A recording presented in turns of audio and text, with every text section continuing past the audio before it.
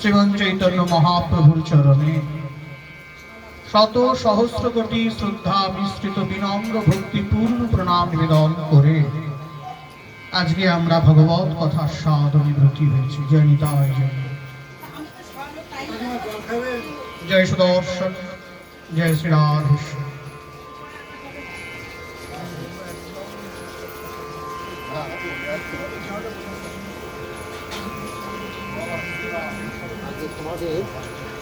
জয় নিতাই,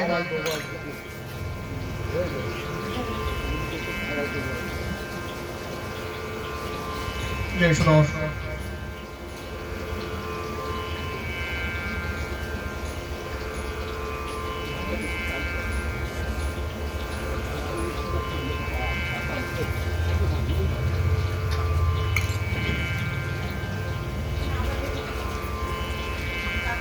জয় সুদর্শন, जय श्री राधेश्याम, जय निताय जय। तवा कथयमृतं तप्त जीवनं तवीभिरीडितं कल्मषापहं श्रवणमङ्गलं श्रीमदाततं भुवि गृह्णन्ति ये हृदा जनाः। जय गुरु। सच्चिदानंद विग्रह अनादिरादि श्री गोविंद, যার অপূর্ব প্রেমময়তায়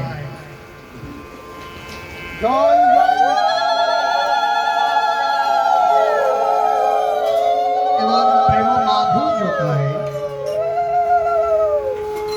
এই অনন্ত জগৎ পরিব্যাপ্ত হয়েছেন সেই সুরমণীয় শ্রী গোবিন্দ। বলেন তাকে পেতে গেলে কি প্রয়োজন?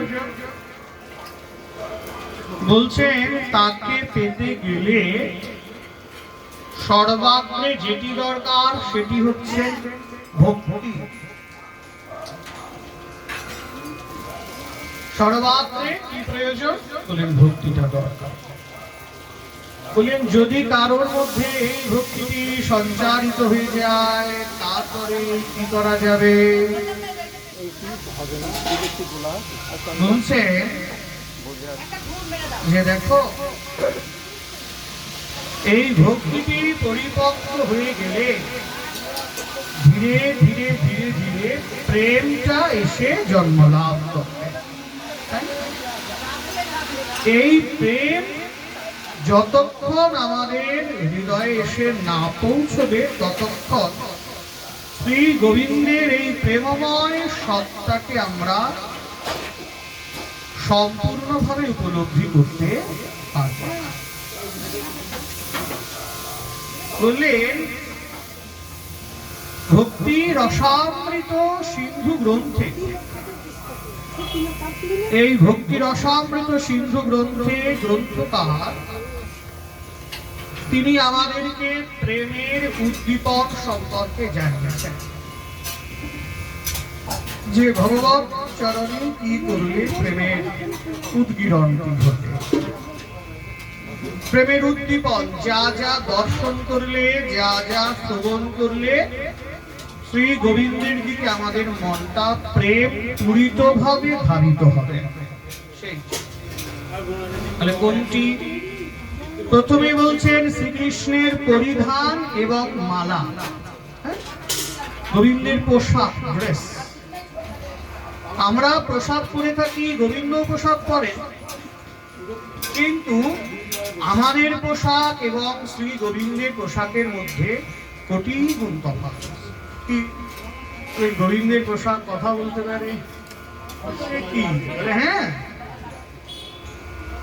ওনার ধুতি কথা বলতে পারেন, ওনার উত্তরীয় কথা বলতে পারেন, ওনার পাগড়ি কথা বলতে পারেন, ওনার করণের কুণ্ডল কথা বলতে পারে, গলার হার কথা বলতে পারে, বনমালা কথা বলতে পারে, চরণে নূপুর কথা বলতে পারে, হ্যাঁ সবাই কথা বলতে পারে। তাই শাস্ত্র কি সুন্দর বলছে যে গোবিন্দের দেহে সাধারণত 4 প্রকার পরিধান থাকে। কয় প্রকার থাকে? বলছেন 4 প্রকার। বললেন কুর্তা থাকবে, উষ্ণিস থাকবে, কটিবন্ধ মানে কোমরে বাঁধা থাকবে, এবং ধুতি থাকবে। বৃন্দাবনে তিনি রক্তিম বসন, সোনালী কুর্তা, কমলা রঙের উষ্ণিস ধারণ করেন।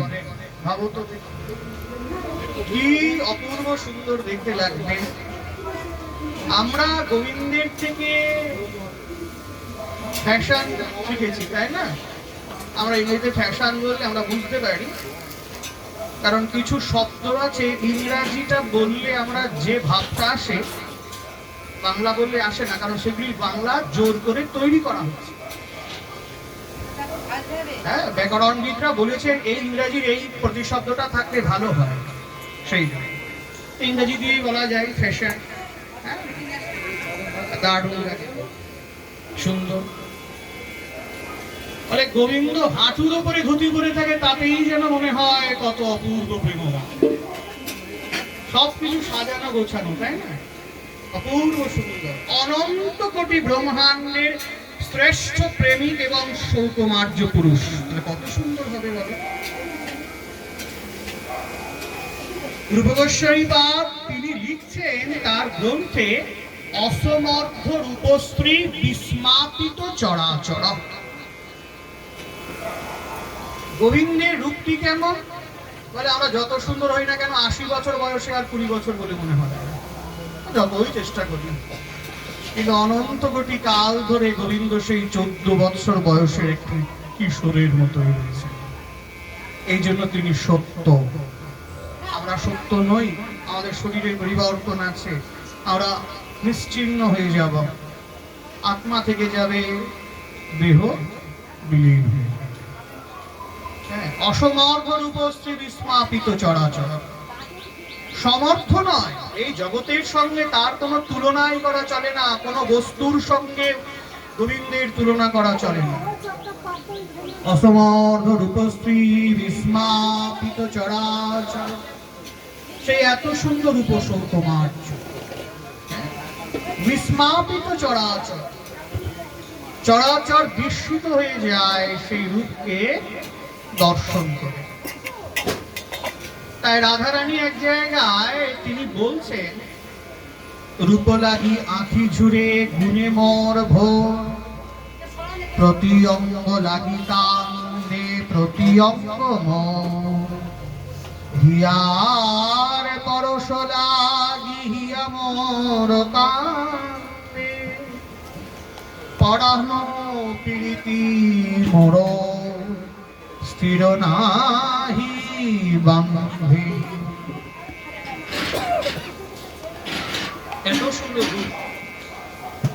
হ্যাঁ, আমরা জগতে রূপকে দর্শন করে আনন্দ পাই। এই দেখ অমুক অভিনেতাকে কি সুন্দর দেখতে, আরে না আমরা কেঁদে ফেলি দেখতে গিয়ে, তার অভিনয় দেখে কাঁদতে পারি, তাই না? যদিও এখন সেই অভিনয়গুলি এখন আর নাই, অভিনয় তো চলে গেছে। হ্যাঁ, তাই বলছেন যে এই যে গোবিন্দের রূপ, সেই রূপকে দর্শন করলেই আমাদের চোখে জল চলে আসে। সেই রূপ, এই রাধারানীর কথা, রাধারানী বলছেন যে সেই রূপকে দর্শন করলে রূপ লাগি, রূপের জন্য আঁখি ঝুরে আমার চোখটি থেকে জল পড়তে থাকে। গুণে মোর ভোর, হ্যাঁ, গুণে আমার মনটা ভরে যায়। প্রতি অঙ্গ লাগি কান্দে প্রতি অঙ্গ মোর, প্রত্যেকটা অঙ্গের জন্য আমার প্রত্যেকটা অঙ্গ কান্না করে। আগেই বলা হয়েছে রূপ গোস্বামী বাদ তিনি বলছেন অসমর্থ রূপশ্রী, তার রূপের কোনো সীমা পরিসীমা নেই, সমর্থ কেউ নেই, সমান সমানেও কেউ নেই সেই রূপে। আর কি বলছেন, যে গজ শিশু যেমন কখনো কখনো নানা রঙে রাঙান পরিধানে সুশোভিত হয়, তাই না? রঙিন পরিধানে সুশোভিত হয় গজ শিশু। বললেন শ্রীকৃষ্ণের শরীরের বিভিন্ন অঙ্গে বিভিন্ন বর্ণের বস্ত্র শোভা পাচ্ছে, অপূর্ব সুন্দর লাগছে। নবনীরদনিন্দিত কান্তি ধরং রসসাগর নাগর ভূপ বরং। নবনীরদ নিন্দিত কান্তি ধরং রসসাগর নাগর ভূপ বরং।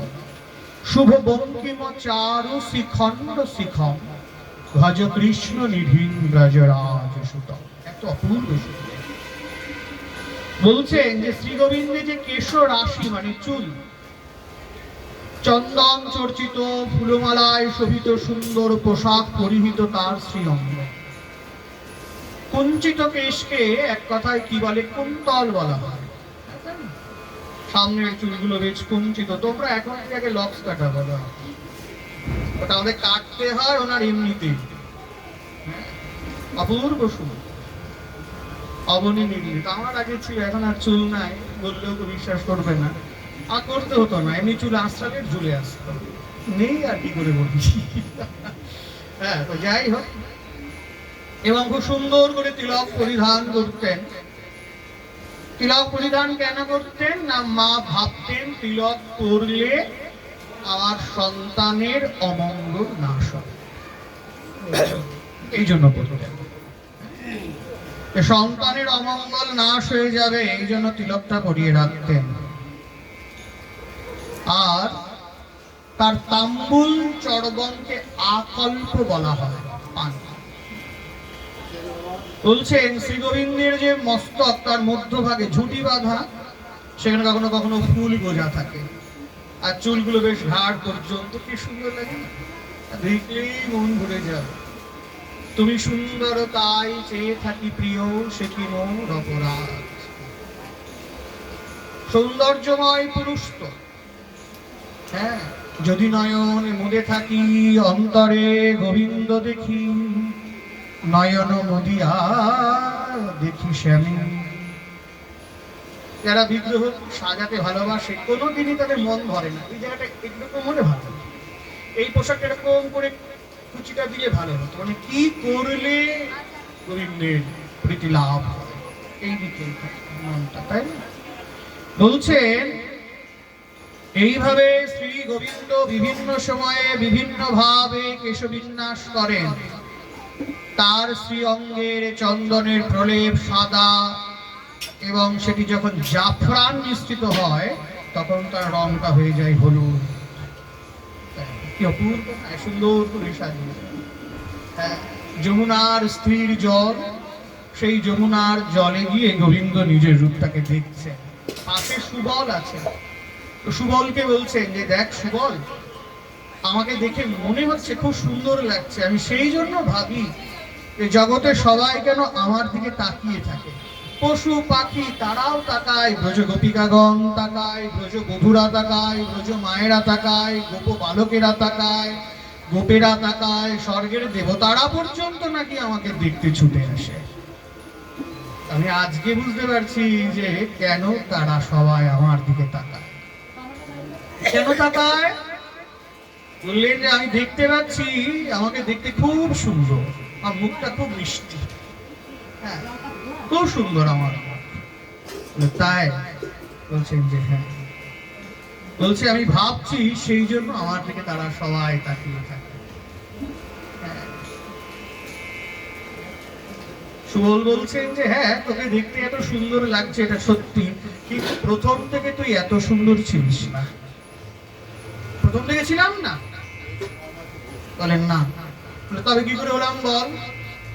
বললেন যেই দিন আমাদের শ্রীমতী রাধা ঠাকুরানীর এই দৃষ্টি তোর বদনে পড়ল, সেই দিন তুই অবনির্মিত সুন্দর হলি। রাধিকা শরদ ইন্দু নিন্দি মুখমণ্ডলী, কুন্তলে বিচিত্র বেণী চম্পক পুষ্প শোভিনী। রাধারানীর খুব প্রিয় ফুল চাঁপা, স্বর্ণ চাপা, গোলক চাপা, দোলক চাপা। চম্পক পুষ্প শোভি। এই যে কুন্দ ফুল গোবিন্দের খুব প্রিয়, গন্ধরাজ, কুন্দ, শিউলি ফুল খুব প্রিয় ফুল। কুন্দ ফুলে গোবিন্দ খুব প্রীতি লাভ। ভগবানের একটি নাম হচ্ছে মুকুন্দ। এর অনেক রকম ব্যাখ্যা হয়। মুক্তার মতো যার হাসি, এর আরো আরো সুন্দর সুন্দর ব্যাখ্যা আছে। অমরদাস পণ্ডিত জি উনি করেছেন, ব্যাকরণগত অনেক অর্থ হয়। তাই রাধিকা শরদ ইন্দু নিন্দি মুখমণ্ডলী কুন্তলে বিচিত্র বেণী চম্পক পুষ্প শোভি নীল পট্টয়ঙ্গে শোভে তাহে আধ ওড়ণী বন্দিয়ে শ্রীপাদ পদ্ম বৃষভানু নন্দিনী। বৃষভানু রাধা রানী পর্যন্ত মুগ্ধ হয়ে যায়, তাহলে কত মনোমুগ্ধকর তার। বলছেন শ্রীকৃষ্ণের গলদেশে বৈজয়ন্তী মালা থাকে, বৈজয়ন্তী মালা। হ্যাঁ, এই মালা বলছেন 5টি বিভিন্ন রঙের ফুল দিয়ে সুন্দর করা থাকে, একদম চরণের উপর পর্যন্ত দুলতে থাকে। বললেন যে এত সুন্দর করে গোবিন্দ সজ্জিত থাকে, সকলে মুগ্ধ ভাবে দেখে। জনৈকা গোপী, কোন এক গোপী তার এক সখীর কাছে বলছেন যে দেখ, এই যে এত সুন্দর অপূর্ব সৌন্দর্য, এইটি দেখতে দেখতেই সারাটা দিন চলে যায়, তবে কি করা দরকার, কি অনুভব? বলে সূর্য যদি অনন্তকাল গগনমণ্ডলে বিরাজ করত, অনন্তকাল, 1 বৎসর 2 বৎসর 500 বৎসর 2000 বছর নয়, অনন্তকাল যদি সূর্য মধ্য গগনে বিরাজ করত, আমরা প্রাণ ভরে আমাদের প্রাণবল্লভ শ্রী গোবিন্দের অপূর্ব বদনকে দর্শন করতাম। যত দেখি তত হয় পিপাসা বাড়িয়া যায়, এত রূপ আছে। শ্রীবিগ্রহগণ, প্রাচীন যে শ্রীবিগ্রহগণ আছেন, শ্রী গোবিন্দ, গোপীনাথ, মদন মোহন, রাধা বল্লভজি, রাধা শ্যাম সুন্দর, রাধা রাধা রমন, এই যারা আছেন, প্রাণ হরণ হয়ে যায় না?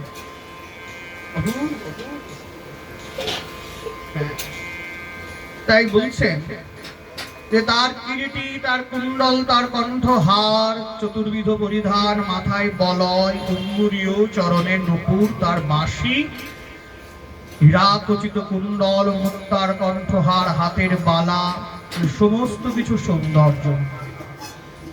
কখনো কখনো বনফুল দিয়ে সজ্জিত হন, গলায় বনমালা, বাহুতে বনমালা সুন্দর সেরে আছে, তখন তাকে বলা হয় বনমালী। এরপরে বলছেন শ্রীকৃষ্ণের বাঁশি, যেটি ছাড়া গোবিন্দকে কেমন কেমন যেন মনে হয়। এত এত বাদ্যযন্ত্র আছেন, অথচ তার হাতে বাঁশিটায় শোভা পায়।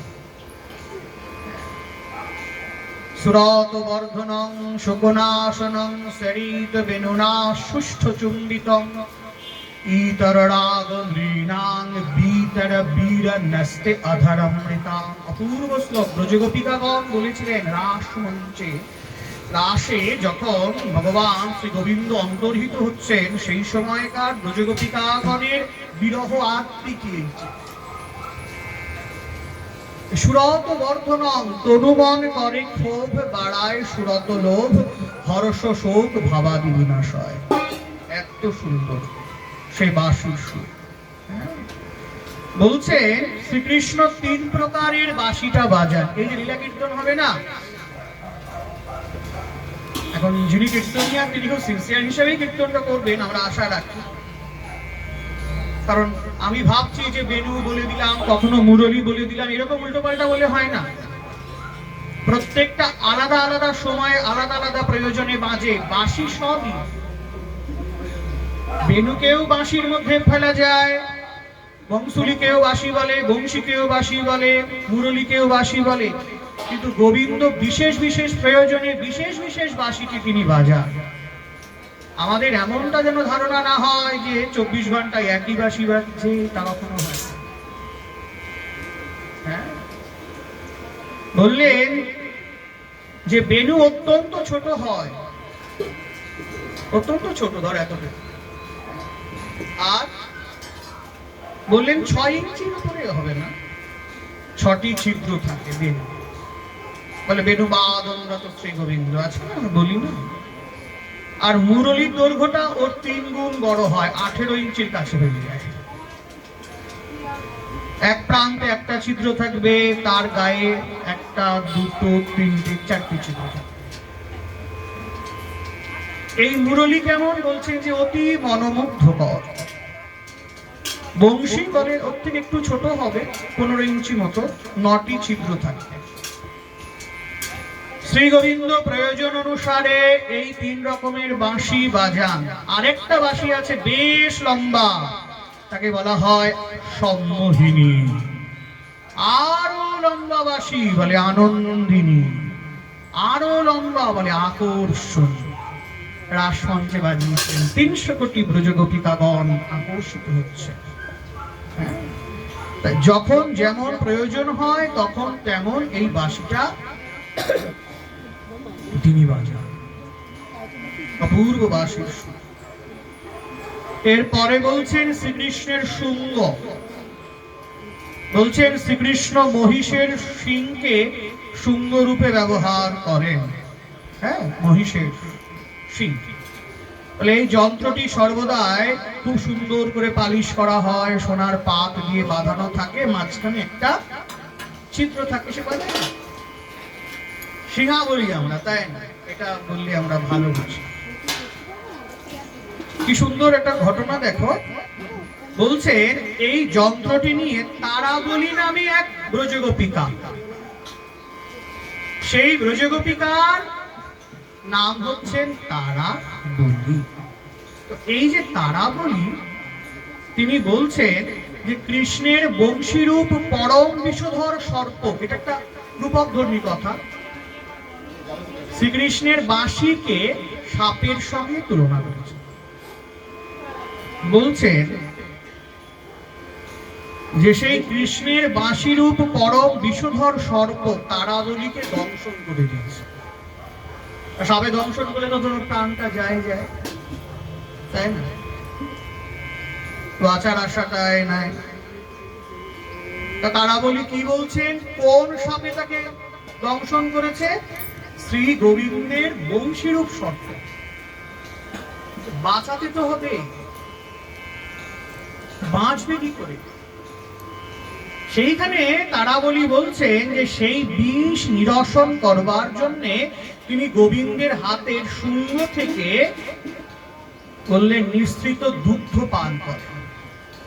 সিংহাটা বাজাচ্ছে, তার একটা সুন্দর সুর আছে, ওই সুরকে বলছেন দুগ্ধ। বলেন ওই দুগ্ধ যখন পান করছেন, সেই বাঁশিরূপী সর্পের দংশনের জ্বালাটা কমে যাচ্ছে। গোবিন্দ মাঝে মাঝে বাজাতে না। বললেন গোপিকাগণ অত্যন্ত যন্ত্রণাদায়ক অবস্থায় পতিত হয় সেই বাঁশির সুর মূর্ছনায়, কারণ তাদের মনটা আকুলিত থাকে যে কখন গোবিন্দকে দর্শন করা যায়। শুনিলে তোমার বাঁশরীরও তার আকুল করে যে প্রাণ। এরপরে কি বলছেন? এগুলি হচ্ছেন প্রেমের উদ্দীপন। বাঁশি শুনলে মনে হয় গোবিন্দ ডাকছেন,